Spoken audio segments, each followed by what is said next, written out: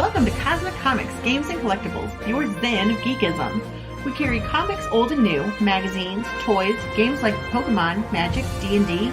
Want Godzilla, Ultraman, Star Trek, Ninja Turtles, Funko Pops? You'll find it all here. Shop our Cosmic Sound Room and pick up a record or two. Enjoy our Comic Coffee Lounge with a cup of Sasquatch coffee or a delicious menu item while geeking out over a super cool movie on our big screen. Come by and say hello to Maui. Cosmic Comic, Games and Collectibles. Superman loves us, and so will you.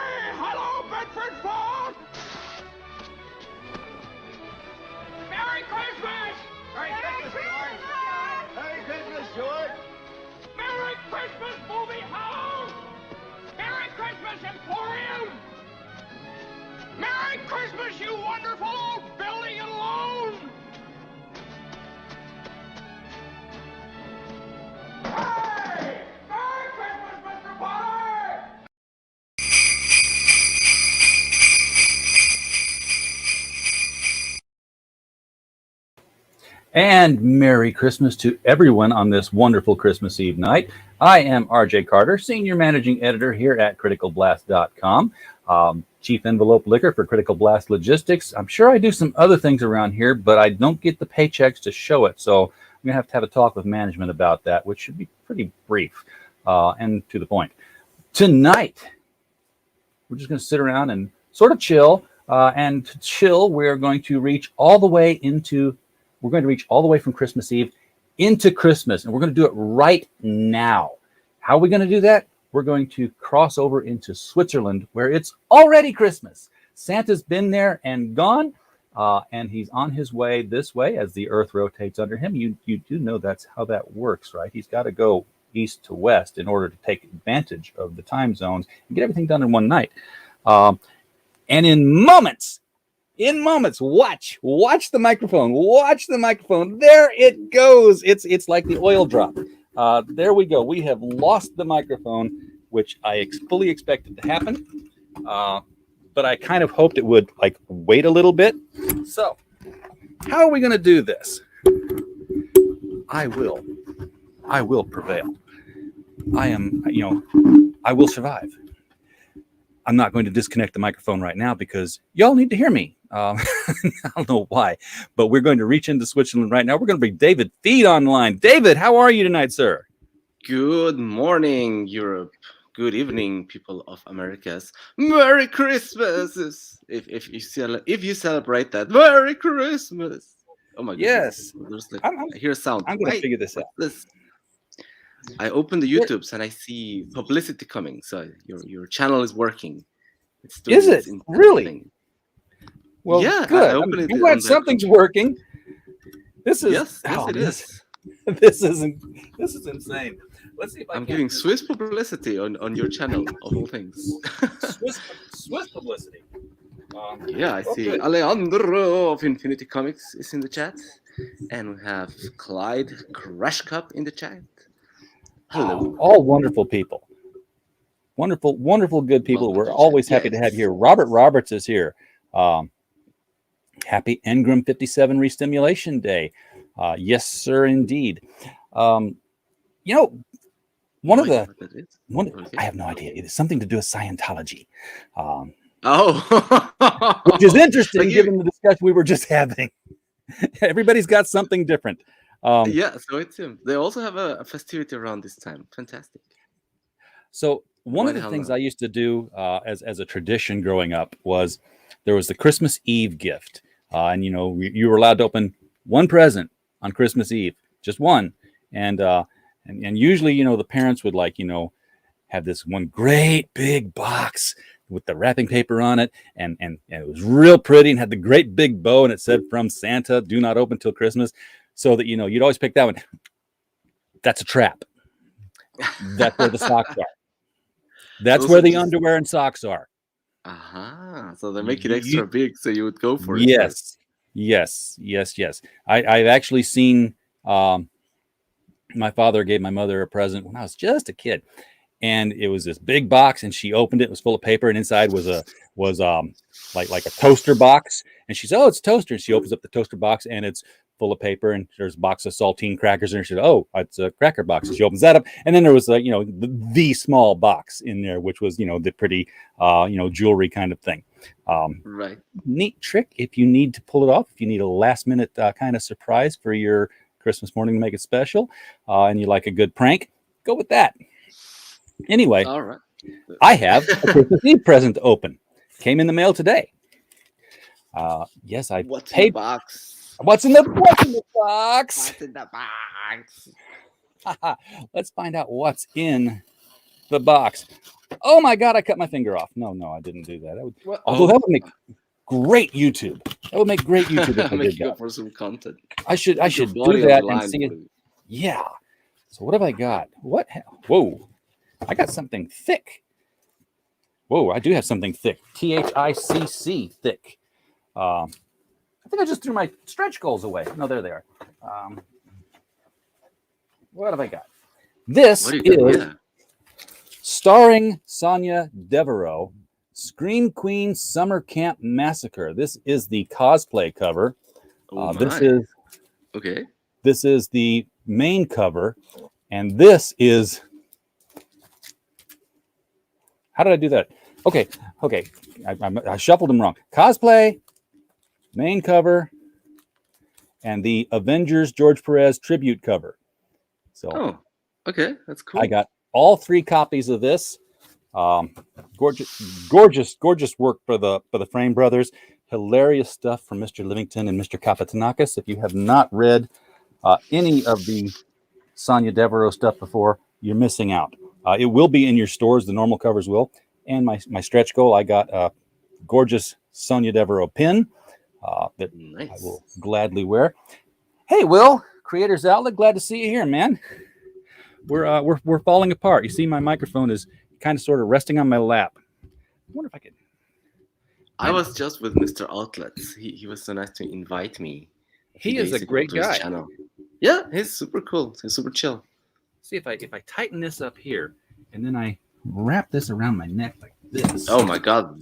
Don't go hang yourself with with the mic. Hey, look at this. Look at this. There's something workable about it. How's the sound? You sound a little bit far away. Okay, that's because the microphone is behind my head. It sounds exactly. That's what I was gonna say. Okay, how's the sound now? Now it's good. But the video kind of sucks, right? Yeah. Is it comfortable? Like- But the sound is good. Sound check. It's all clear. Oh, good Lord. Yep, this robotic arm thing was not what it was cracked up to be. I had something similar with the lamp, and it was also I was always fumbling with the thing. Well, the lamp, kind of sits on the floor. This was going into a third piece that's on the floor. Right. There was a C clamp that Right. Yeah. Inkfinity's got. Allie, that's perfect. Just build a hat that has the mic attached to it. I could do that. Okay. I'd be happy to. You know what? I could. I can get one of those lavalier. I don't know. The mics that clip onto your tie. Except that I don't wear a tie ever, except for today because it was. I went to work today and I said, you know what? I've got this Christmas tie with all these St. Nicholases on it, and I never get to wear it. So I put on the long sleeve shirt today, which normally would be a problem on December 24th, except I don't know what it's like in Switzerland, but here in Northwest Arkansas, it's 74 degrees today. Is that cold or warm? That's warm. Oh, okay. 74 degrees Fahrenheit. Well, let me see. What do you got? Our friendly Google stuff. 74 Fahrenheit in Celsius is 22 degrees Celsius. Oh my God! Yeah, for winter, that's super warm. Yes, Yeah, it wasn't. let me see how much it is. So it was making -12. So it was 10 degrees Fahrenheit where I was in the mountains. Oh my goodness.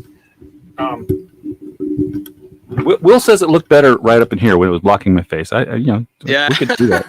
I just saw his comment. We could do that. Never looked better. Yeah.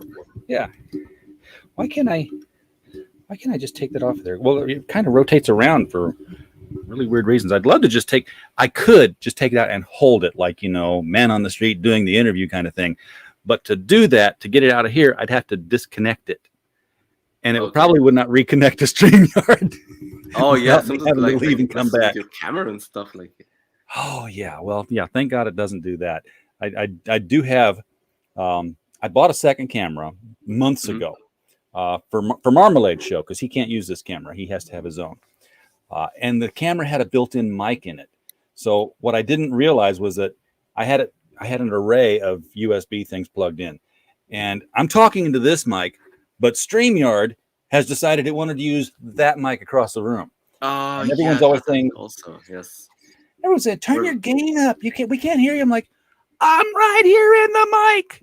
We can't hear you. Yes, I had to say that. I don't know why it was, putting it on the camera, standard wise. Like, what? I have a microphone. What the hell? Yeah, and I still have this thing where it's a bank of USB plugins. You just plug them all in. They got little flip switches on the top of them. Turn one on, turn one off. That doesn't work. They're always pulling power, even when they're off. Because I have a Blu-ray player. Now this Blu-ray player takes a lot of juice. In fact, it takes so much juice that it has 2 USB cables to power it. And if I had it plugged in and I'd start watching it and I had everything else plugged in, my Blu-ray player would stop, disconnect, reconnect, stop, disconnect, reconnect. I'm like, oh no.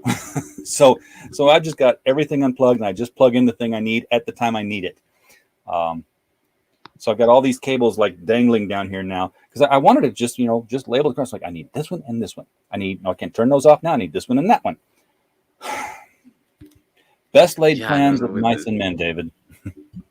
The area of technology being all the time on is upon us.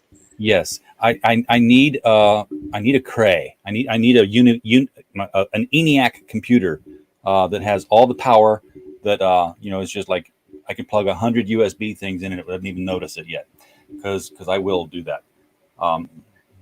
One thing about the cold here in Switzerland that is somewhat good is that my computer is not overheating. There you go. Absolutely. And this room does get hot. I mean, I'm running 2 laptops in here at all times. And by 2 o'clock in the afternoon, it's like, where'd the humidity come from? I feel like I'm in Florida. Clyde, you're right. Marmalade does demand his own private mic and gets it. A bowl of orange M&Ms, that's why I have to wait till the day after Halloween and stock up the freezer. That's the only time you can get orange M&Ms. Who is Marmalade, by the way? Oh, you have not met Marmalade? No, I have not. Marmalade is on. All right. There's a couple of different ways I could do this, but this is the way that everyone's going to demand it being done. So I will put the mic on the floor where no one can hear me now. Right. I shall stop the camera for just a moment. Marmalade, come on the show. It's not my night. It's not my night to go on the show. Yeah, it's okay. Wake up. All right, you ready? You go on the camera now? Okay. This is oh Marmalade. My goodness. What are we doing? What are we doing here? Hello there, fellow. Hi, David. How you doing? Where you at? I'm here. It's 2 a.m, so I'm barely alive. I'm not camera worthy tonight. Wow. So you're in Switzerland? Yes. You had a comic book? I do, actually, yes. It's not orange, right? It's called Red Ice. I like red. Red's cool. Close to orange, yeah. Yeah. You're gonna get in there look, right?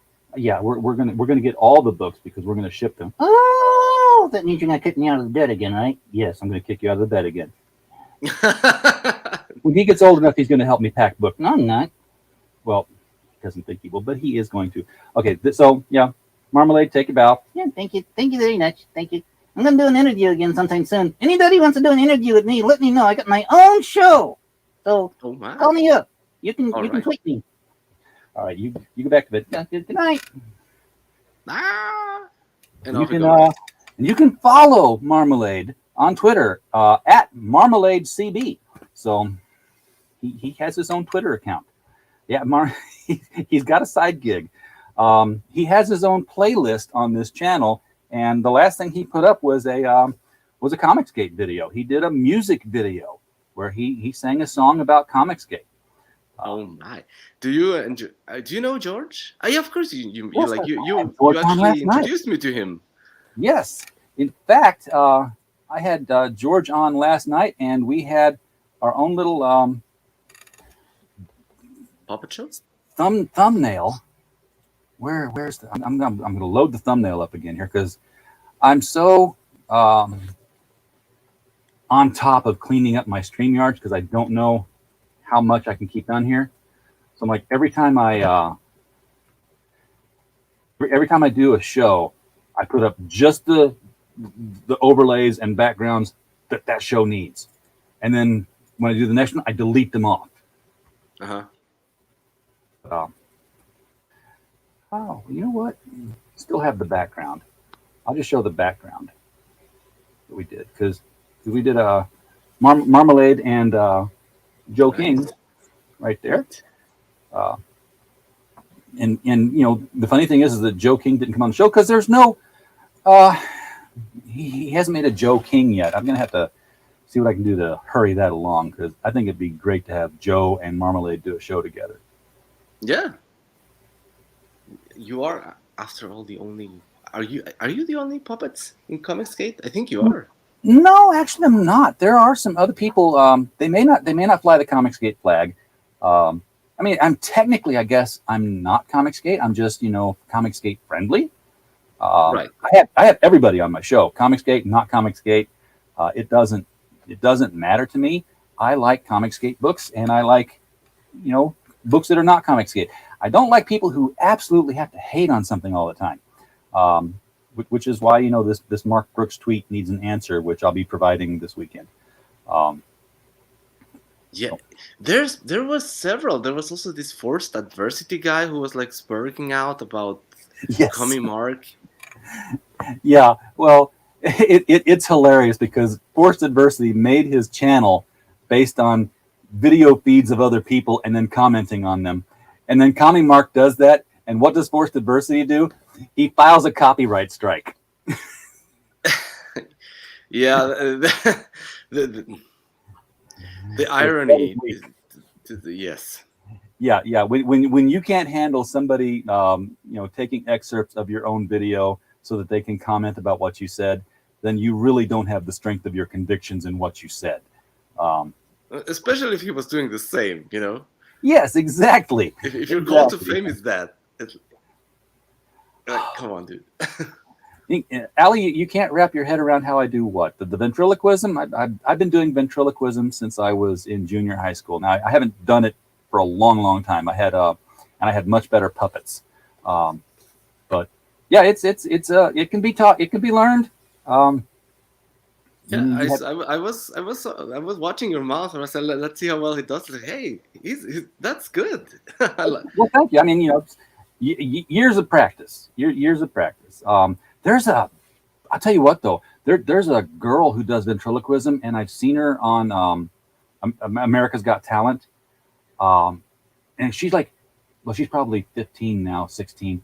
But it's not just that she did ventriloquism. Okay, her puppets sang opera. Oh, okay.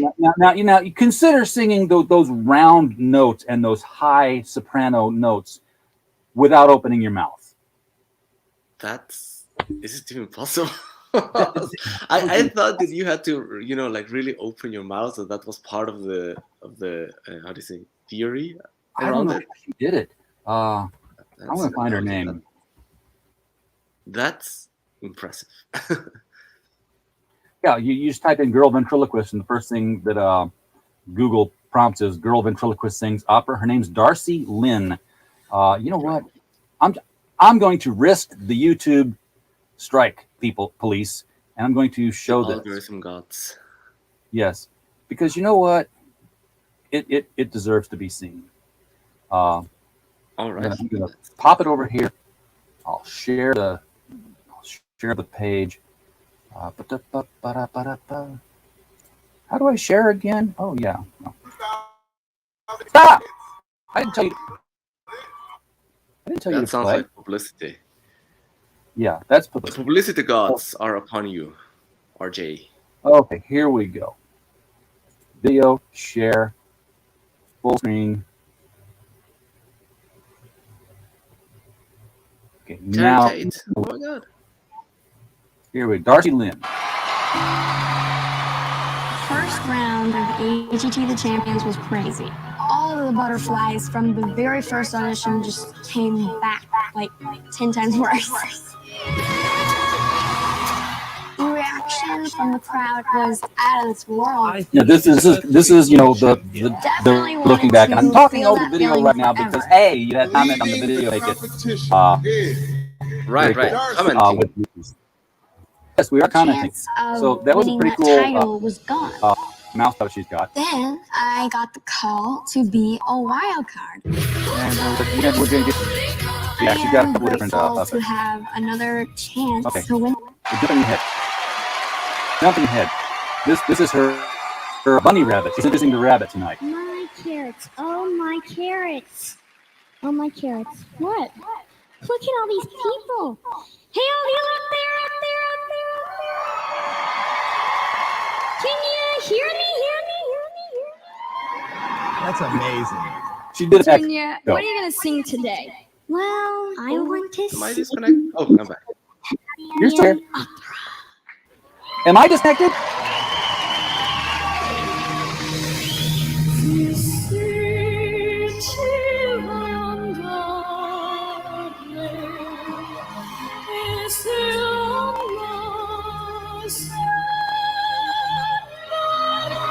That's insane. That's insane.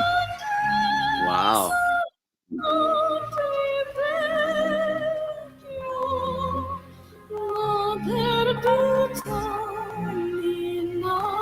Okay. That's. I'm trying to take them down now. Stop sharing. Stop sharing. Stop the screen. I can Stop still the hear the video. music. It's wow. Yeah, this thing over here. I That should have was muted myself impressive. when I was playing it. I forgot the etiquette. No, I think Yeah, it's so, good you know, if you're, there- if there you're are commenting on it, then the YouTube gods are not that angry. Oh my I god, hope not. you just got like a. There are these like Russian bots around in the chat. Somebody pops in. Yeah, the Russian chat bots are here. Yeah, and I don't know how to say vorong. But it's a vor.ong. I got to tell you, URLs don't work for you guys unless you're a mod, and I have very few of those people. So I type don't in know all what you it's- wish, and we don't even have the chat on the replay, so y'all wasting your time. Christmas porn. And I do scrub the comments. Christmas porn bot. Yes. Yeah. And they're but- always saying the same thing, vorn.ong. Yeah. I And would get be the afraid to comments type of, that in. 'Cause, like, oh, I will never. But I was do like, you get the ones on your yeah. channel that says, oh my God, just what I was looking for? And then like strings and strings of characters in there somewhere as a YouTube actually is pretty good at cleaning them up. But so if I don't get to it right away, it disappears. But I do when I see them, I'm like, yep, nope, click away, which just goes to show how few people watch my videos that I actually have time to police the comments. Well, A successful channel is like, I can't police the comments. There's 1,000 people out here. It's just like rolling and rolling. It's just blasting, and the sound is like. Absolutely. I was watching Nick Rekieta a couple of weeks ago when they were getting the when he was looking at that trial in Wisconsin, the Kyle Rittenhouse trial. That chat was flipping unbelievable because he had 13,000 people watching, and it was just it didn't pause. It was just a constant animated scroll upward, just up. And every once in a while, you see a block of color go by. It's like, that was a super chat. There's another super chat. Phew. Yeah, he was making money hand over fist that day, and he did it several days in a row. Oh, must have been nice. Because the verdict didn't come in for a while. Oh, that's right. It was good for the show. I mean, for his show. Good for his show. Yes, absolutely. What's his name? Kyle Rittenhouse. No, it's the guy. Oh yeah. He was found innocent, and Oh, good. and then moved on to the police officer in Minnesota who accidentally, allegedly shot a guy, but now she's been found guilty. So I guess we can say she shot a guy. Instead of I heard that she got found guilty. Yeah. I was actually watching. I saw he was streaming yesterday, and I was like, let's just see how many's there. And I was like, I tuned in for like 2 minutes, and as soon as I got there, they're like, "Oh, the jury's back." I'm like, I'm here just in time. and that one went fast, actually. Yeah, I didn't have to sit there for 3.5 days. I just came in right now and got it. It felt like they wanted to go to the weekend, and they said, "Yeah, whatever, guilty. Okay, bye." Yeah. We the jury find that we like our downtown windows not shattered, because you could hear the protesters in the court over the mic through the video. Oh my God! They were that close to the courthouse, and even Nick was saying that that's not supposed to be allowed. Somebody should have cleared the protesters away from the courthouse if they were being heard inside, because that's jury intimidation. Right. Yes. And apparently it worked. Apparently it did. I don't know.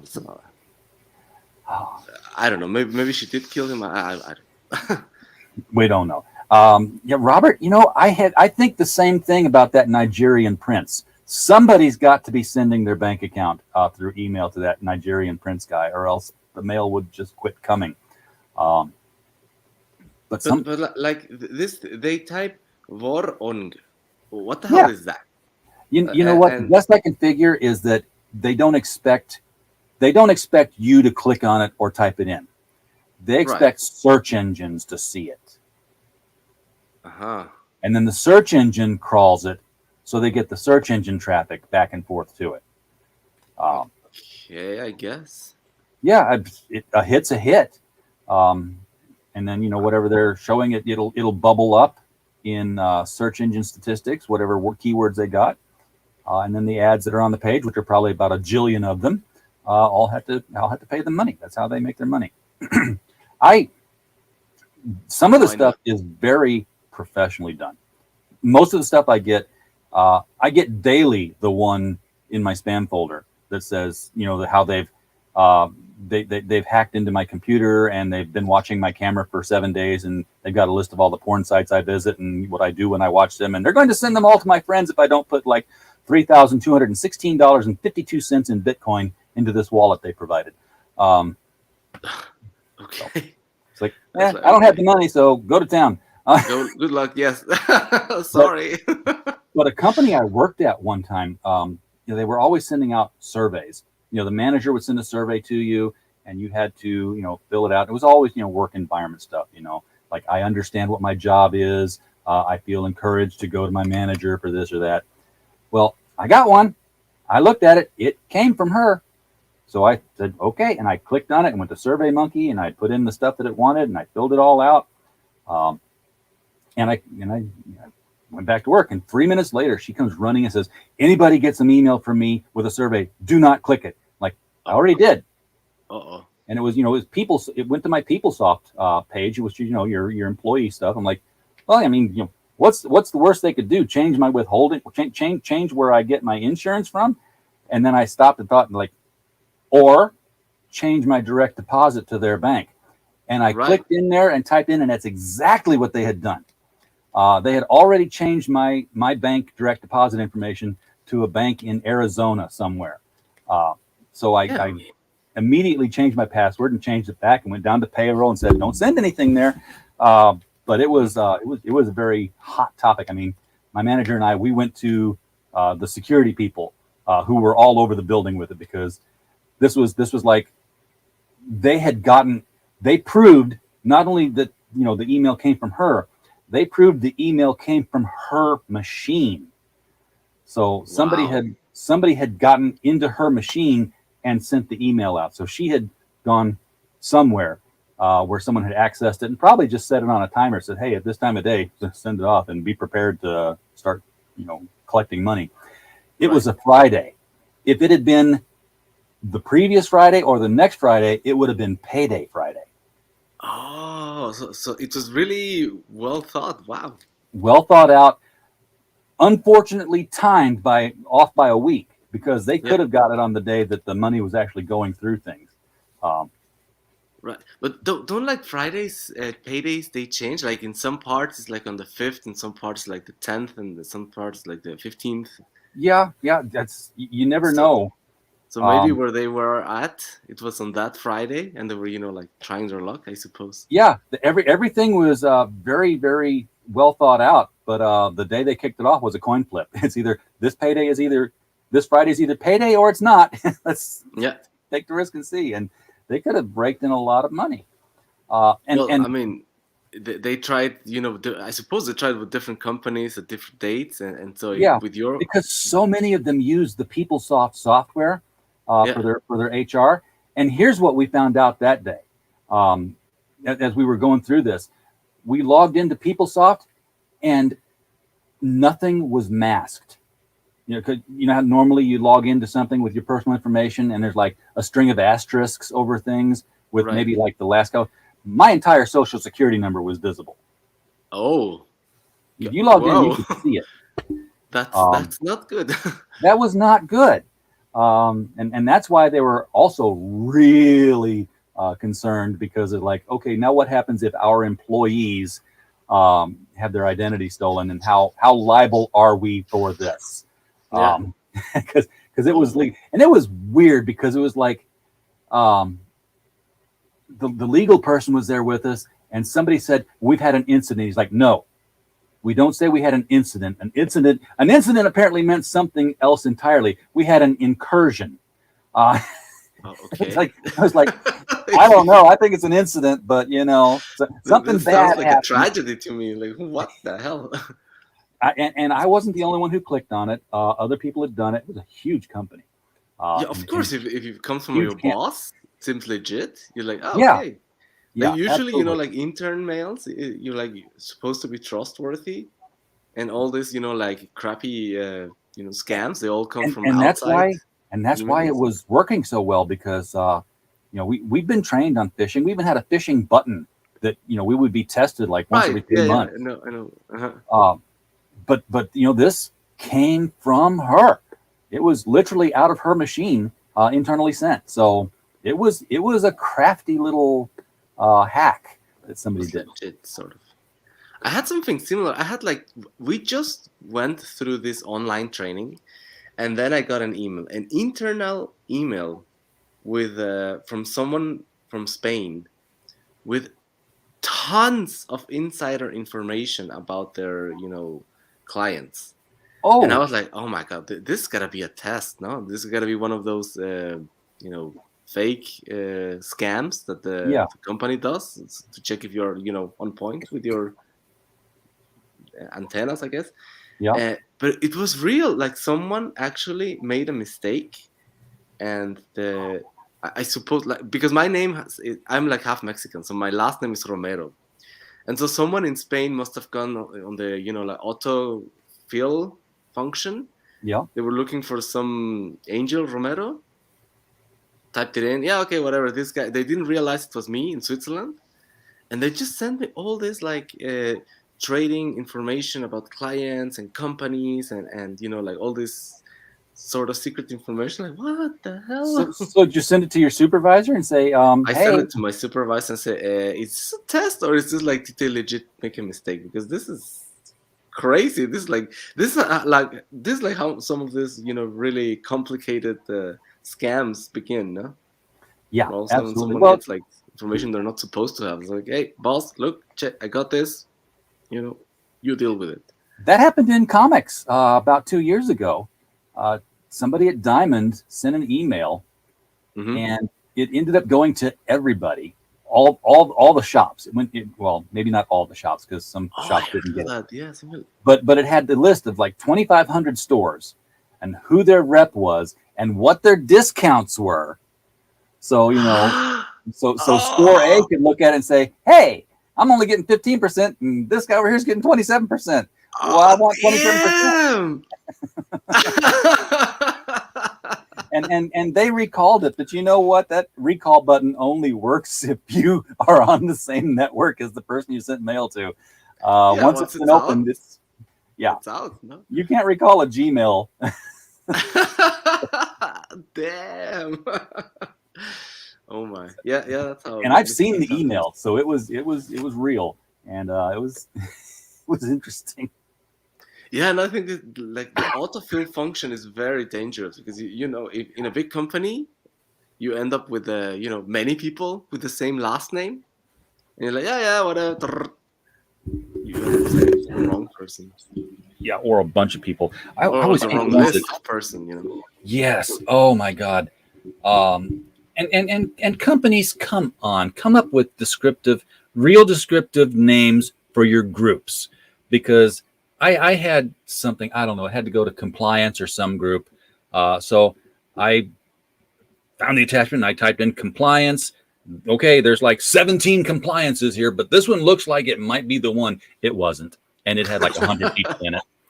Oh my God. And they were like, this is not for us. And of course, as soon as you do that, all 100 of them reply back to you with a reply all that this is not for us. Of course. So 100 emails becomes 100 times 100, which is 10,000, which is 10,000 unique messages sitting on everybody's machine. That's a lot of space.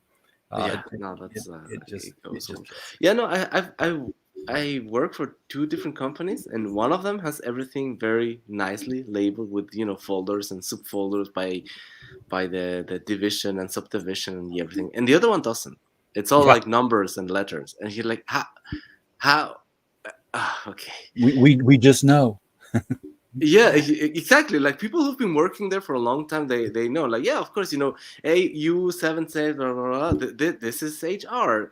It's the ABCD7 blah blah blah. Oh, that is I don't know, production. It's like, dude, what? That's how we avoid getting spam.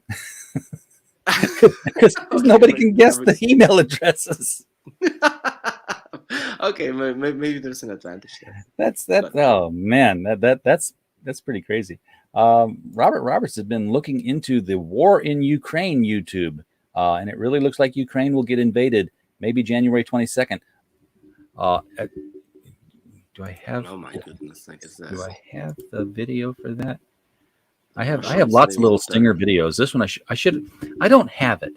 I'm gonna have to find my little Rocky the Flying Squirrel video and load it in here, because I see things like Ukraine will get invaded, and all I can think of is Rocky J. Squirrel going again. That trick never works.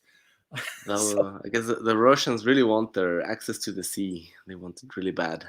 Yep, they do. And they invaded before, and they got told to go back home. We'll see what happens this time. Let's go, Brandon. No, wait, that's not how it works. Apparently, so NORAD does this call in for Santa tracking. It's Christmas Eve, and why NORAD gets involved, I don't know. But it's like, family can call in and kids can be told that, hey, NORAD is tracking Santa's sleigh all around the world, and this is where he is now, and this is what he's been doing, and this is how long he's been there, so that the parents can say, he's on his way here now. You have to go to bed, because he doesn't stop if you're not in bed. Uh-huh. And NORAD, the defense of our entire country, is playing a Christmas game, which is fine. One day a year, I get it. Soft-hearted generals and saying this would be kind of neat.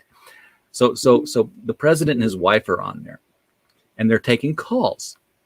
Yeah. And one of the parents is talking, and they're talking with him, and they end the call with a "Let's go, Brandon." That's not the end of the story. Oh, okay. That's not the end of the story. Uh-oh. The end of the story is that President Biden responded with a "Let's go, Brandon," indeed. What? He still has no clue that this means something. Oh my god. Even Okay. MSNBC, who wrote the story, followed up with a narrative paragraph that says the president gave no indication that he was aware that this means.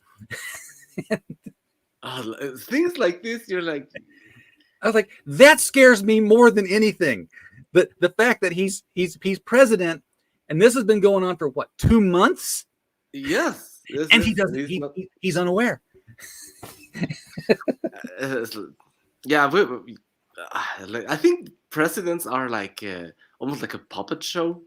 Yes, It's especially just this like one. but at least you gotta make it, a little bit concealed. That like it's a puppet. Like no, Yeah, I mean, come on, he's a public figure. Yada yada yada. Come on. It's crazy. It's crazy. It's like you can't handle him better than that. Yeah, no. Come on, shadow government. You need to get the lookalike. Step up your game. guy. Come on. I mean, Trump was entertaining at least. Yes, we were entertained. I was, before he was elected, before we even had the vote, I was like, I'm voting for him. And they're like, why? I'm like, because I think we need a little bit of a crazy cowboy in there right now. And boy, that's what we got. It was entertaining. He was lucid at least. Yeah. Oh yeah. Yeah. He was never, there were never any signs of Alzheimer's from him. No. He was fun. He was lucid. He was there. Like he was engaging the people. That was fun. It was okay. And I mean, I still think he's also like a puppet figure. Like he was doing what the big corporate overlords or whatever, the lizard people, the lizard people were saying he was doing it. But actually, at least it was entertaining. The real conspiracy theorists point back to Kennedy and his toss away phrase in one of his speeches about the gnomes of Zurich as being the ones who are the puppet masters. So you're a lot closer to the string pullers than I am. Oh my, yeah, I live in Zurich actually. So well, see, and I'm kind of sure. Oh my god. I'm one of the really overlords of the state. Yes. And I, for one, welcome our Zurich overlords. I hope they realize that my status as a professional podcaster to dozens of people would be something they could take advantage of. I'm so screwed. Please don't kill me. Oh, hey, you have a comic book. I have a comic book. It's still on Red Eyes demand. 2. It's on Mixam, it's on their printers, it's on their files, and apparently, like a lot of Comicsgate and otherwise comic projects that are working with Mixam at the moment, we're all screwed with this paper shortage situation. Yeah, but it appears to be getting solved. Unfortunately, it's going to be a little bit delayed, but it's in the printer. It's not my fault for one, so I'm happy for that. I can blame it on someone else. It's Mixam. Everybody kind of knows it's the printer now, but that's not going to stop people from complaining who want to complain. Yeah, that's true. But I'm very, very sorry if you want to complain. You're more than welcome to complain in the comment section or in an email if you want. I totally understand. With that being said, it is being produced right now, and it's on the way to Mr. Critical Blast. Ding, we ding, will ding. be fulfilling this. We will, if my estimations are right, and I'm using the NORAD Santa tracker to track paper supplies. But if my estimates are right, I should be fulfilling Red Eyes 2, Embrace #1, and Company Men #1 all at the same time. Wow. Okay. I'm in good company. Yes, you absolutely are. Good. And so are they. And Hell I'm yeah. really toying with the idea of crossing the streams, Egon, of intersecting the spreadsheets, so I can find intersections of shipping addresses, so that if the same guy bought like all 3 books, put them in one package, and then spread the cost of the shipping. It's like okay, this guy's package cost like $30. Well, let's say $3. It's not going to be $3, but I like easy math. Cost $3. So you and you each owe me $1. Instead of each of you owing me, I could charge you all $3. I could do that, but I won't. That's nice. That's fantastic. Yeah. I think the Company Man and Red Eyes, at least one of them is going to. My wife bought it, so one of them is coming to our place, and I also bought Company Man, so that'll be 2. Well, yeah, and it's interesting that you say it's coming to your place, because let's talk about that, because that is the new thing that we've done, you and I have done, that we really haven't told anybody about. No, not yet. So everyone knows that, if you're in Europe or you're in Australia or you're in South America, you can box your books up and send them to RJ here in the United States, and I will unbox them and ship them out all over the United States, and your shipping is cheaper. Recently, we had an American produced comic that had books going to Europe, and we did the same thing in the other direction. We bundled up all the European books and we shipped them in a bulk to David in Switzerland, our Swiss hub, our European hub. And then David breaks them down and gets the labels. I pay for the labels through him, and he sends them through Swiss Post. Few bumps in the road. We're learning things. We learn how Swiss does the mail with the tracking. We want to have better tracking next time. But so far, everyone's got their packages in Europe. If you haven't got your European package, and you know the one I'm talking about, because I emailed you all to get confirmation, let me know. We'll take care of you. But we have, basically beta tested the Critical Blast European hub. And works. It works. So all you people who are... The good thing is that Switzerland is in a good position because it's inside the European Union, but it's not part of the European Union. However, Germany is like half an hour away from me. So I can, worst case scenario, drive there and send them out through the German post. Yeah. And you know what?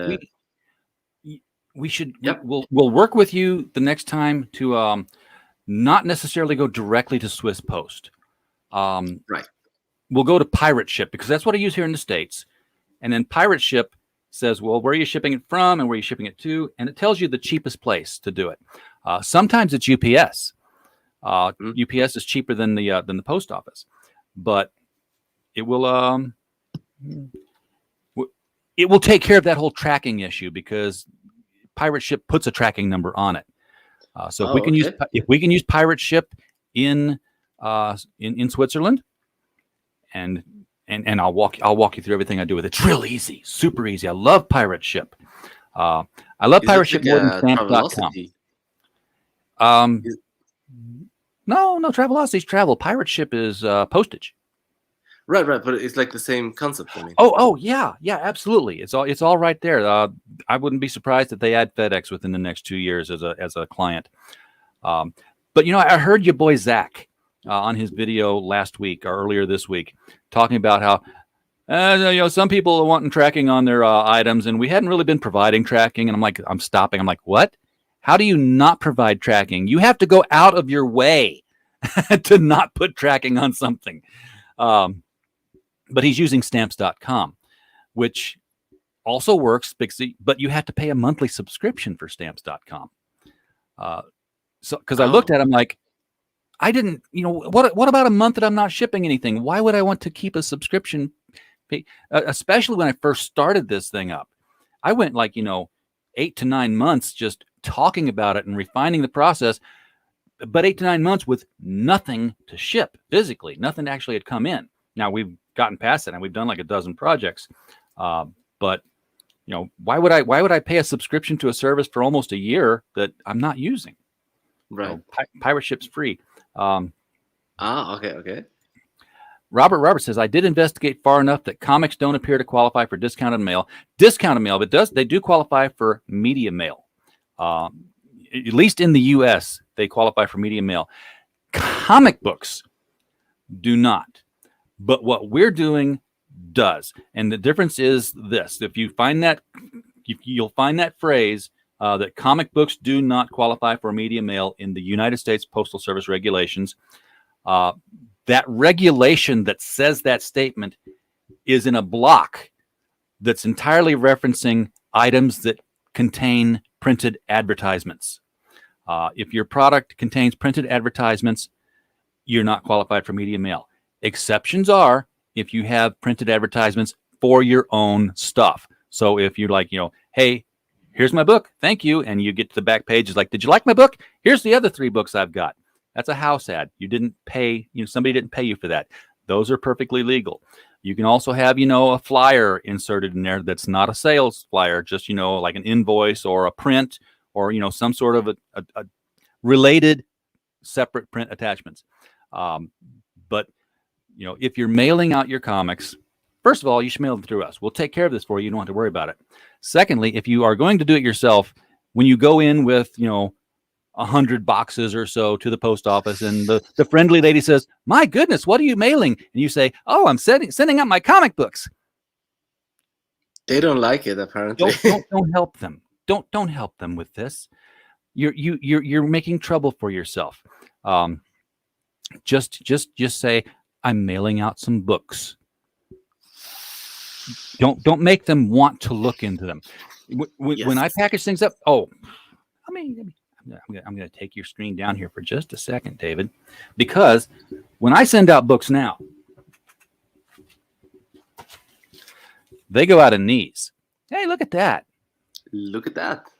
Look at that bag. That's a beautiful looking bag here. So the Gemini mailer fits into this, and then I seal it shut. You know why I do this?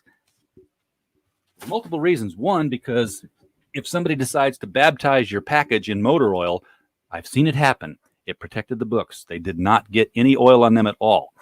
I don't know why the guy did that, but a customer received it. I've received comics that you wouldn't believe. It would seem like the guys of the post office freaking hate comics, and they were throwing it on the ground and dancing on top of it. And it's like, how do you get something so damaged?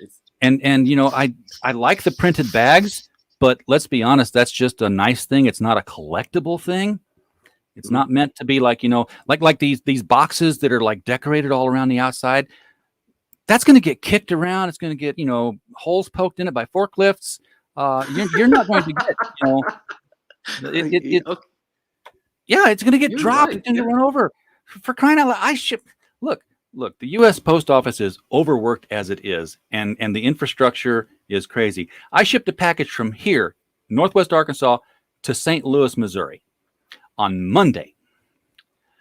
It went from here to Memphis to St. Louis again. I mean, they literally took it out of the building, drove it around the parking lot once, and brought it right back in and scanned it right back in. I don't know what Philadelphia.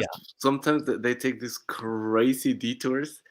Oh yeah, it was in the town it was going to. It was home, and they shipped it off to Philadelphia. It's currently in Philadelphia. I don't know what's the logic behind sometimes. Like, I remember one package of red eyes. It was supposed to go to Israel with your boy Yotam, and it went to Poland, right? It's like, okay, Israel. So I would imagine that the people in Poland are like, okay, Israel is not that far away from Poland, so let's just send it to Poland. No, they send it back. It took like 3 months for this thing in where was it? Memphis, Philadelphia, somewhere in the States, Illinois, I don't know. And then really? It was sent to Israel. So the package was like 6 months late. It went from Poland to the United States Memphis hub. Right, yeah. And then back to Israel. It was from Memphis to Poland, from Poland to Memphis, from Memphis to Israel. And you're like, when it was in Poland, why didn't they just send it to Israel? This is insane. It's closer than Memphis. Okay, you know why? Because they weren't paid for it. The United States Post Office was paid for it. All they had to do was receive it. It would have cost them money to forward it to Israel, but it did not cost them money to reject the package and say, hey, United States, you put this on the wrong plane. It's on you. Okay. I see. And see, that's what happened to the package I sent to St. Louis. It was there in St. Louis, and it was going off to the suburb where it's supposed to, and undoubtedly, fell off the rolling coaster as it was going up into a bin that was destined for Philadelphia. Devil Flyer, hey, Merry Christmas to you too, sir, and hail back to you, sir. Have a wonderful Christmas tomorrow and a happy 2022. It's going to be a great year. I can feel it. Christian, hail, mate. We have a Mr. Hero Shack. Yeah, Chris. Tell you what, Chris has been cranking out the books. I filled out the form today, Chris. I've been ignoring it on Kickstarter because every time I saw it, I was on a show. I'm like, well, I'm not going to fill out the form on a show and maybe have my credit card information or something show up. But I filled out the form. Said yes, autograph it. Yes, on the front. Save. Good. Go through now. And boy, I nearly I told you this earlier, David. I nearly killed Mike Barron. I don't know if I nearly killed Mike Barron's Thin Blue Line, but I learned more about Indiegogo because I wanted to back Thin Blue Line. I did. So I was like, the day after it funded, and I knew they were going to fulfill. I'm like, okay, well, here's my $31 book plus shipping. Send me the book. And then the next day, which was yesterday, Indiegogo refunded the money to me. Like, I did not ask for a refund. I did not initiate this refund. Who's in my account doing this? I need to have some clarity on this. And I emailed them about it. Robert, yeah, I saw you say this earlier, and I'm sorry I didn't get to you. Yes, I will gladly help you with bulk shipping for cards. We're not limited to just the comic books. We can bulk ship anything collectible like that. But anyway, I emailed Indiegogo and it's like, why did this get refunded? So here's the thing. I worked with Chris Brawley on the fulfillment for Florida Man. We didn't fulfill it, but we did the packing list. I did all the data cleanup and the processing of that to get the items together into sorted groups so that they could more quickly fulfill with the packing list I sent them. And we found, hey, it would be better if the data looked like this on your next campaign. So to make sure that, the items were unique and would sort correctly, they made me a member of the campaign so that I could work with the data. So because I was brought in as a consultant, but was a member of the Indiegogo team, Indiegogo said, yeah, we kicked it back because you're not allowed to fund yourself. I'm like, I'm not funding myself. I'm a consultant on the team, but I get it. At least I understand it. This is what happened, and I was just trying to buy the book from them because I'm working for them, not as them. And Indiegogo was like, okay, that's fine. We didn't kill the campaign. We didn't, say fraud or anything. $31 out of, 25,000. Obviously, no foul play going on here. Right? Yeah. But no, you're not supposed to fund yourself. Not supposed to fund yourself. I learned something new every day. And you know what? I knew you weren't supposed to fund yourself, but I didn't think about it that way because I didn't have a campaign up. I have a campaign up now. I'm hosting the campaign for Pedro Ang for Tropical Magics because he's in South America. And he can't, he can't access Indiegogo there. What campaign are you hosting now? Tropical Magics. Tropical Magics. All right, I'll go check it out. It is right now in the data collection phase. So people are putting their email addresses in it, and then when he's got enough of those, and he's gone further into the artwork and stuff, he'll say, okay. Here's the tiers, because we haven't put the tiers together yet. Right now, it's literally just, put your email address in. But we'll work the tiers up, and we will, launch it. And then I'll be doing the entire thing for him. I'll be running the campaign here, and then I'll be doing the fulfillment of the books and PayPaling him the money that comes in on it. So Oh, I'm gonna check it out. Tropical Yet, Magics. yet one more service that we're offering for crowdfunded comics. for Hey, people. that's nice. You're moving up in the comics Yeah, world. well, why not? It's kind of an offshoot. It's not something I really looked at as doing, but it's a need for international people, and it's not like it's a whole lot of work. It's just setting up a page and sitting back and watching it. He's going to be the one who's doing all the work. Really, he's putting out the book. He'll go on the shows, and he'll ask me, hey, how many's it got? That's Lorenzo, yeah, it is good to hear Indigo. You're Indiegogo. doing it.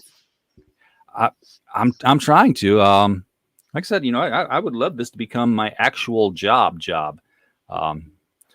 Well, I'm happy you exist and that you're doing this, because otherwise I'd be kind of lost. And I think a lot of people are happy you're doing this. The Kimosabe, the Dean Embrace guy.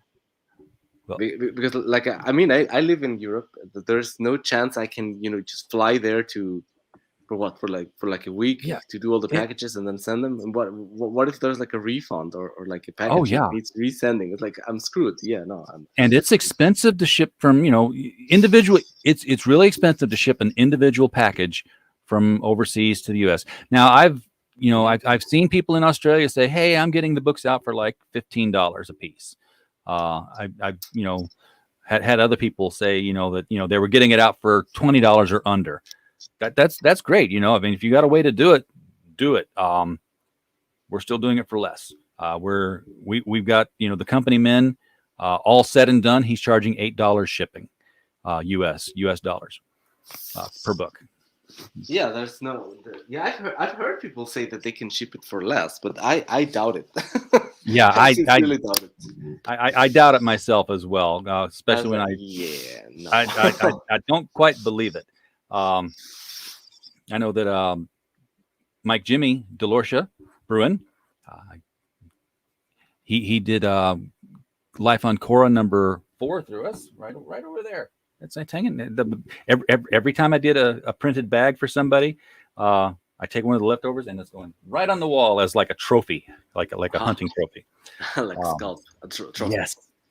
But he said he saved about 700 to 1,000 euros using our service as opposed to going directly out. Yeah, it's the difference between like even if it's instead of 8, if it's 10, it's the difference between 20 and 10. It's like even if it's a difference between earth. 8 and 10, multiply that out by 100 books. Exactly. So Yeah. Now it's $1,000 that you saved. So yes, okay, you're right. Stu, who writes for our site, by the way, I think Stu had a concern that creators might be backing their own campaigns. Yes, just because Indiegogo stopped and said, "Hey, you're on this campaign. Here's your thing back," doesn't mean that Stu's wrong. Because the way they caught that was my email address was the access to it. You know how much it costs to get a Gmail address? You can buy 100 of them and have them all functioning tonight. I think it's obvious that like you, family, friends, they're gonna back you as well. Yeah, And but I suppose it's one thing that like you have out of 100, 5 of them are your peers, your family. sure. And sure. if like out of 100, half of them are me, and I'm just inflating the numbers for whatever sakes. Yeah, and of course, then it goes into scam territory. Yeah. I can understand Indiegogo doing this. Lorenzo, that was my point. That they're free. they don't cost you any money. That's why you can make so many of them. So yeah, there probably are creators out there who have sock accounts of some sort, specifically for the purpose of being able to go in and fund a campaign. There's no way you can tell from the outside. There's no transparency, nor should there be, because then you'd be able to get personal information on everybody who backed a campaign. So that should be private. Have you heard the new thing with the Indiegogo's terms of service? Yes and no, but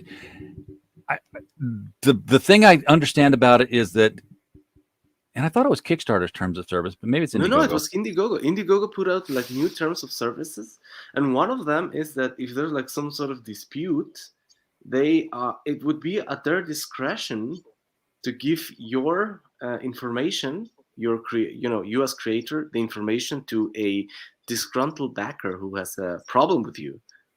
I mean, I suppose, I hope we're talking about something serious, Yeah. with legal ramifications, because otherwise I was like, wait, does this mean like if someone is angry that, I don't know, red eyes doesn't smell the way they like it, the Indigo is going to give out my information? Like, what the hell? I think that this would be more of a financial thing. Like, if I didn't get my money, or if I gave them money and I didn't get my product, Right. and it's, gone over long, they haven't fulfilled, because that's really where this new terms of service change is coming in. It's going to target people who collect money and never deliver an item. Right. Which, Yeah, I'm cool with that. Get on them. yeah, no. And I don't care if they're Comicsgate or not Comicsgate. If they're collecting money and not delivering an item, go stick them. Send the dogs out though. Exactly. But as far as them deciding whether or not to give your information to the to the customer for resolving that dispute, that shouldn't be a problem, because honestly, as a business, and if you're going into this, you're a business, your information is up on the upper left-hand corner of the package they receive. Right. Your name and address, they know who they did business with. So, if you're concerned about them giving your thing away, it's because you didn't send the package for them to get that information. Indiegogo has to provide it. Of course, well, you're right. In the page it says Switzerland. It says the city I live in. If you go to Red Eyes, Exactly. It says Matzingen, Switzerland. So, and there's, they click on your name. It's like, here's my Facebook page, here's my Twitter. Right. You're not unreachable. That's true. Yeah. I see your point. And if you decided that, hey, there is no book, there's a book, but it'll come out next year. Next year, I promise. Trust me, a Twitter account, a Facebook account, a good lawyer, they'll find you. Yeah, no. So I'm not worried about me not fulfilling. I'm worried. I know. I'm worried about the implication of someone abusing the system. Exactly, abusing this for getting someone address. Yeah. I mean, although I gotta say, Indiegogo has been quite on point about these things so far. They have been, and I used to put my address up on the show. I don't have the slide anymore. I have to find it. Because I changed my address. I have to remake the slide. But I used to put a postcard up. I was like, hey, if you want a sticker, a Critical Blast sticker, send us, self-addressed stamped envelope too. And then, I'd get an envelope in the mail. I'd put a sticker in and I'd toss it back. We don't do that anymore, because now we give you the stickers, a button, a patch, all in your membership kit. We do have a membership program here. We only have the 99-cent one because, well, I don't make comic books. What am I going to do? Send you a trading card every month? Frog? I can't do that. So I'm like, hey, you join the basic 99-cent a month tier to support the channel. You will get, first of all, a contact from me saying, where do I send it? Because, the membership doesn't get that. And then I've got pre-made envelopes where you will get a sticker, you'll get a keychain, you'll get a pin, and you'll get a patch that, turn you into a walking advertisement for me. That's the point, isn't it? I mean, yeah, of course. You brand it. I brand you like cattle. That's There you go.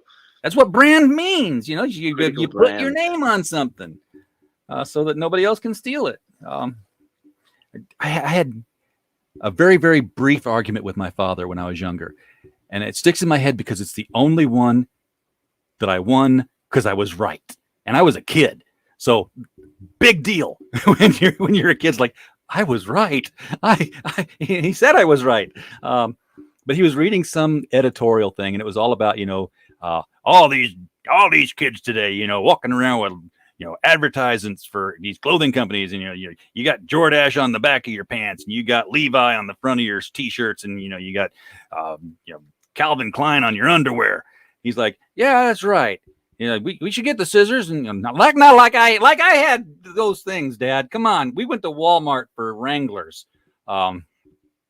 He's like, we should get the scissors and cut the brand names off the clothes. We shouldn't be advertising. I'm like, okay, I'll help. and I went out and I got the scissors and I got the flathead screwdriver. And he's like, why do you have the flathead screwdriver? I'm like, well, you don't want to be driving around with those big metal Chevrolet letters on the back of your car advertising who made it, do you? Mm-hmm. He's like, okay, you got a point there. and it's like, oh, wait a second. Was I right, or are you just lacking the conviction of what you just said? So yeah, the International Harvester and the Chevrolet metal letters stayed on the cars, and the Wrangler patch on the back of my jeans stayed there as well. So how did we get there? Oh, we were talking about branding. Yes. Yeah. Exactly. Though. You become a member of the channel. We'd Critical love to have Blast, you be a member. logistics, branding, and then we want them onto that. Yes, that's what I want to get. I want to get a Critical Blast metal brand, and I'll send it to you with a self-addressed envelope. Send it back. Just put it on the burner of your stove for a little bit. Pick it up and just put it somewhere on you. Then send it back to me when it cools off, and so you can be branded. What?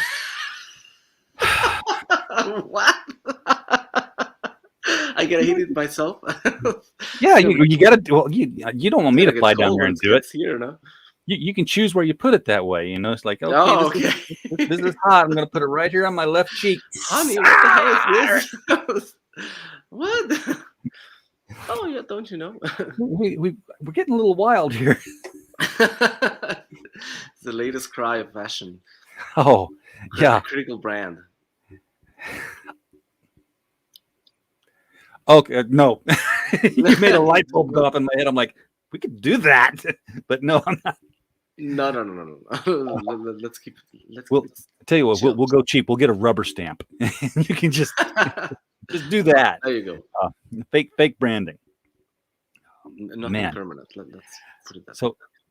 So can you imagine going to, all of a sudden going to be in the hospital with a 3rd-degree burn? Like, what the hell were you doing, man? Well, there's this guy in Arkansas, and he sent me this stuff and told me to heat it up. Oh my god!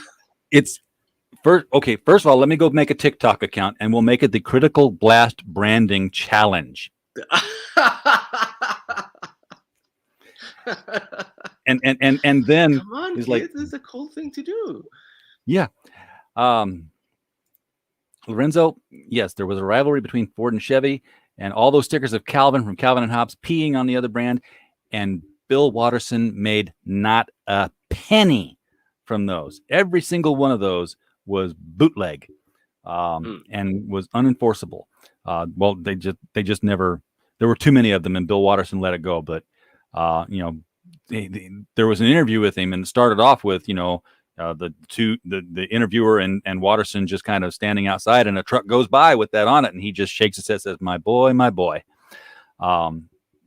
because they did for the longest time.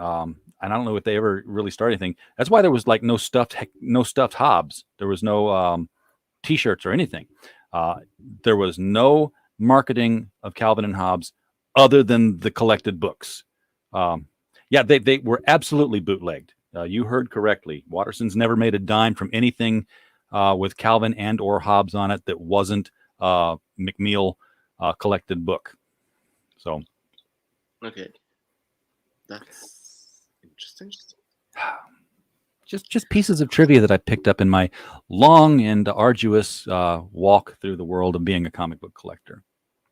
Yeah, I heard wasn't it the Garfield guy? When the Garfield minus Garfield thing started around, he actually was welcoming of it. He was like, yeah, that sounds like a cool idea. Did not copyright strike it or anything. Yeah, well, now Garfield is an industry, so don't count on that. Yeah, because back when Garfield was like super popular in the late 80s, everybody had the Garfield butt with a tail that you were supposed to slam in your trunk of your car.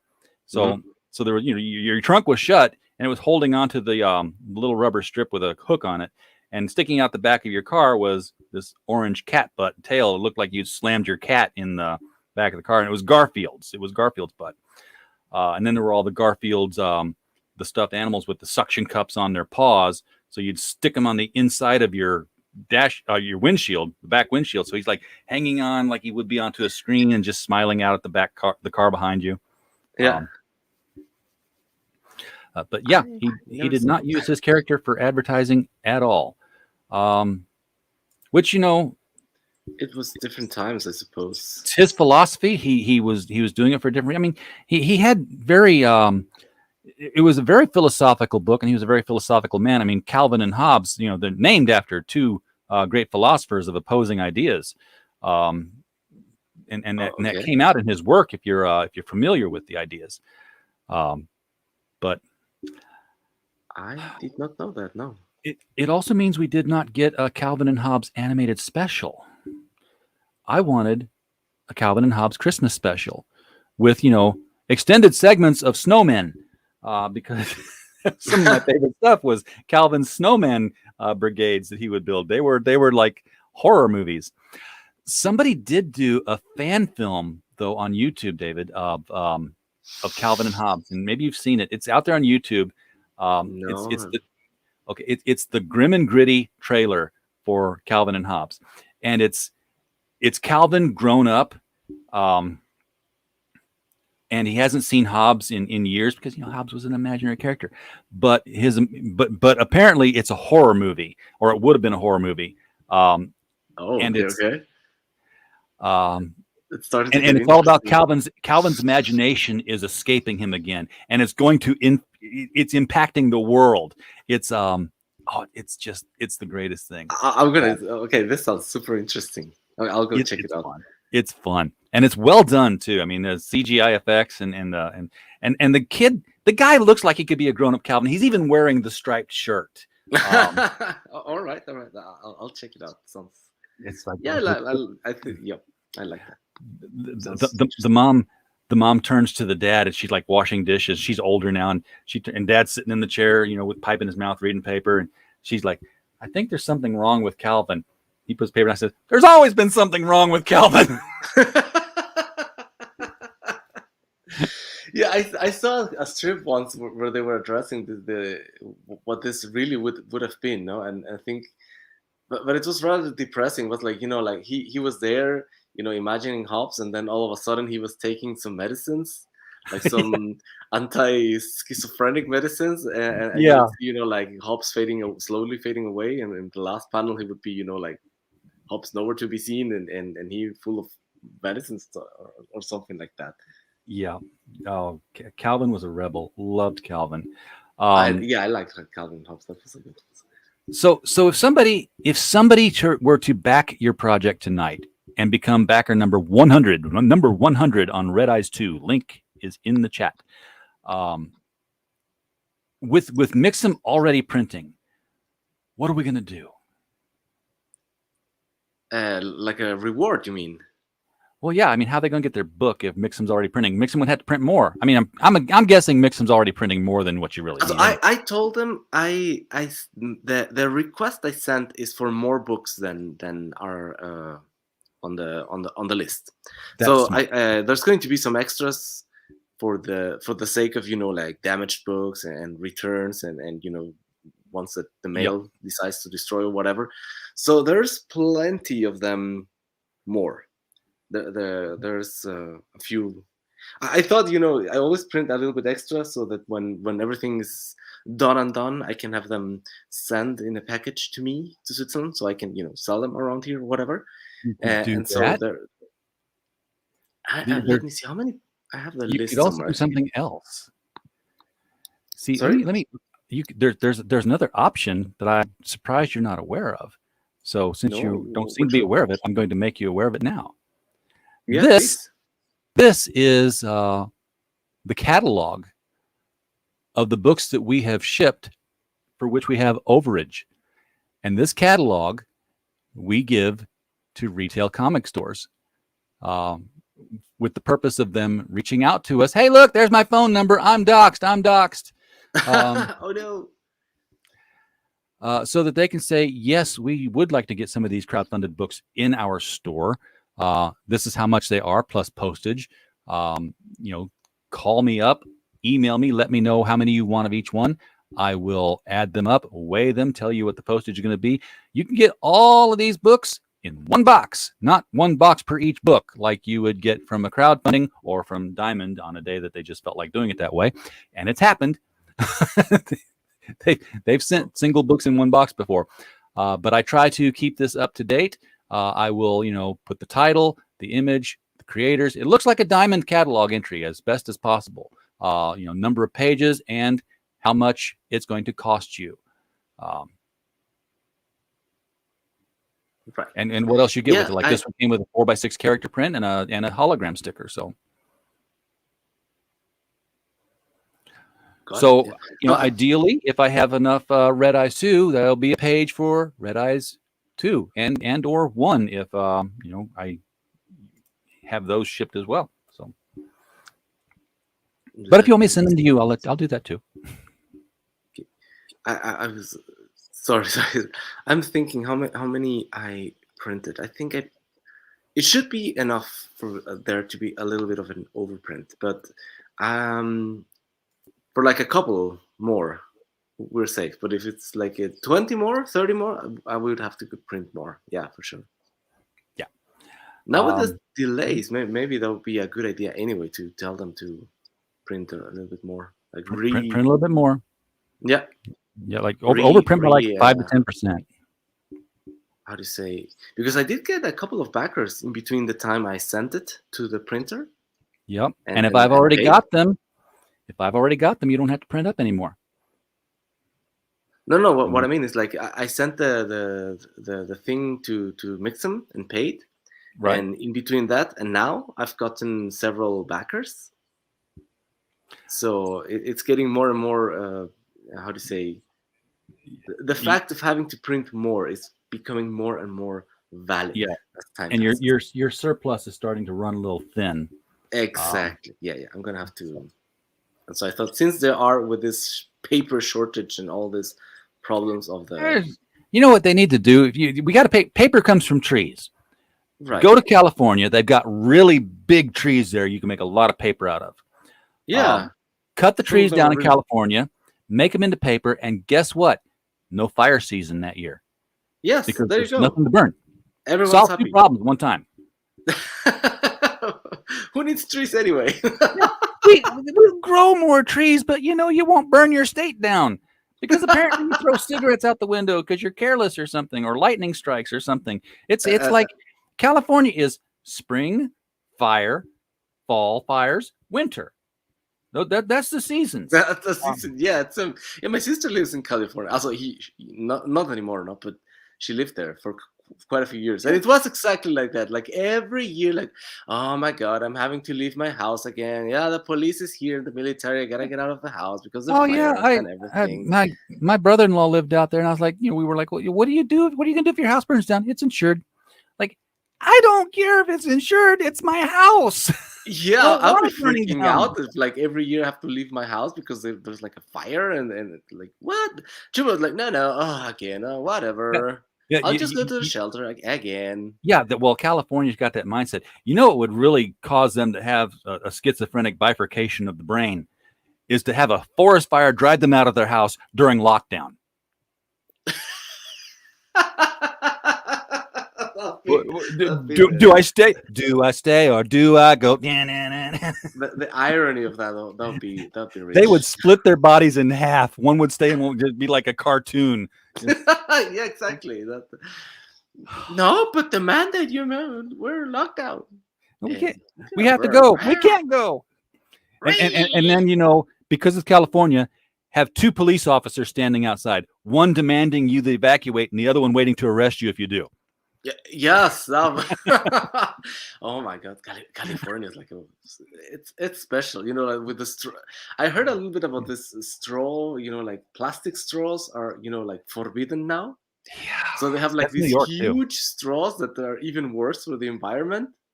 It's like, what are you guys doing? It's just, Yeah, it's I had one of those. word. I forget where I was at, but I got a straw that was a paper straw, but it wasn't like like the hospitals used to have paper straws that would like soak up and you wouldn't be able to use it by that time your soda was done. but it was like really thick paper. It was like it felt weird in your mouth and everything, but I could tell that it was like, okay, it was like, remember when you were a kid, you used to wet toilet paper and then throw it against the wall, and it would stick. It was like, oh, that's funny. And then later you would like to have to come in and clean it because your mom saw it, and it would be really hard. Yeah. That's what this straw was like. It was like it was made out of hardened toilet paper. That's such a good feeling.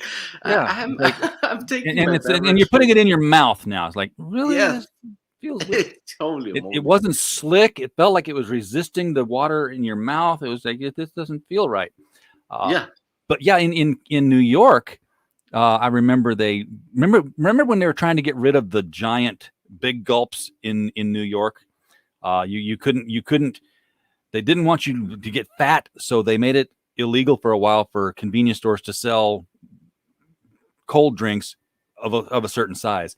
I was like, Yes, I heard of that. I was like, if I had a convenience store in New York, I would get rid of the machine. I would get rid of the straws. I would run to Walmart or Lowe's or whatever. I would get a bunch of 12-inch, half-inch wide PVC pipes. No, I had to get 18-inch PVC pipes, cut them to fit, and put every 2 liter in the store in the freezer. So instead of coming in and getting an 89-cent big gulp that's a bucket of soda, just get yourself a 2 liter and drop a straw in it, and you're good to go. And it's resealable. No, it's like You can put the cap back on it and save it for later. it's they're trying to do something, and it bounces around the other direction. Yeah. Like you're not going to go thinner just because you have a smaller cup. I mean, You're just going to refill like it it more will be times. impossible to buy 2 of them. Yeah. Well, they've done studies with buffets where they've plate size, and they've seen you think that you're going to eat until you're full, and you're gonna, if you're still hungry after one plate, you're going to go back and fill it up again. But people would like fill up the smaller plate and then they would stop. And if they had a bigger plate, they would fill up the bigger plate and they would eat everything on it either way. But depending on the plate size, depended on how much food you actually ingested. I learned this because I was working for a grocery store, and they were applying the same thing to grocery stores. Cart size. They found out that if you had a bigger cart, you bought more groceries. Because you looked at your cart and you're like, my cart's not full. That can't be enough groceries. So you go get more. Okay. It's like people hacking our brains, man. That is legit interesting. I didn't know that, but no, it makes sense, But okay, I don't know. I'm not a psychologist. I have no idea. I don't even play what one I on do know TV. for sure It's is fun to that think about. they ban plastic straws, but now every human in existence has to use a plastic diaper on their face, a disposable plastic diaper on their face. Yes, that they should be disposing of every day. My son every calls 8 it a chin hours. diaper. Yeah, it's supposed to be. I've got one in my car. I bought it a year and a half ago. Yeah, and it's a paper. It's a little plastic paper mask. I put it around whenever I get out of the car, and I know I'm going into a place I have to have it. I get out, I take it off, I put it back in the glove box. That does not smell very good, but but that's what they want. Okay, here you go. It's I take it out. I spray it with a little bit of Lysol. I let it dry. No, I've actually got a cloth one now that was given to me by the good folks at Cosmic Comics, who we run the ad for. Dave Dyer gave me one when I came in, early pandemic. He's like, here, have a mask. I'm like, thank you. It says Cosmic Comics on the front of it. Still got it. And you can throw it in the washing machine. You can throw it in the washing machine. I probably should at some point. But it's cloth. I always forget, and all of a sudden it smells like hell. I was like, oh, I look inside and it's all damp, and it's like, yeah. About and realize again. That's what people are smelling on your breath. Well, yeah. That's where it came from. Well, public service announcement, people: if your mask stinks, brush your teeth. Right. Wash your teeth. Oh man, it's a silly world, David. It is. We have to out silly it to survive. Yeah, in a way, yes. Well, I tell you what, this has been fun. Good hour and a half, and we didn't say a darn thing about Red Eyes 2, other than tell people you should back it. And It's you going to know, be in fulfillment very, very soon. you get it. The printer is about to send it to RJ, and RJ will send it to you guys. So Yes, if you back absolutely. it now, you're lucky because you'll And- get it very, very And soon. if you're making comics here in the United States and you're worried about, oh, I hope that a bunch of people in Europe don't buy it, guess what? Talk to us before you launch your campaign, because we can get your shipping to Europe down. So Oh, if you yeah. advertise a lower shipping cost to Europe, you'll sell more books to Europe, and we can help you with that now. And guess what? We can do that to Australia too. I haven't talked much about that, but it's in place. We can do it. So, David, man, it's good talking with you again. Likewise, yeah. Glad to have you on the stream. Anytime you want to come on, just let me know. We'll have you in here. You need to go to bed. You need to, I need to because go to bed. Yes. you need to get to bed so you can get up early in the morning and open your Christmas presents. Every now and then when I have night shifts, we can definitely do this, but not very regular, hopefully. Yeah, absolutely. Yeah, thank you very much for having me. It was fun. It was fun to see you again. Absolutely. And everyone in the chat, thank you so much for popping in and sticking around. We hope you have a Merry Christmas and a Happy New Year. And above all else, while you were here, we just hope you had a blast. Good night.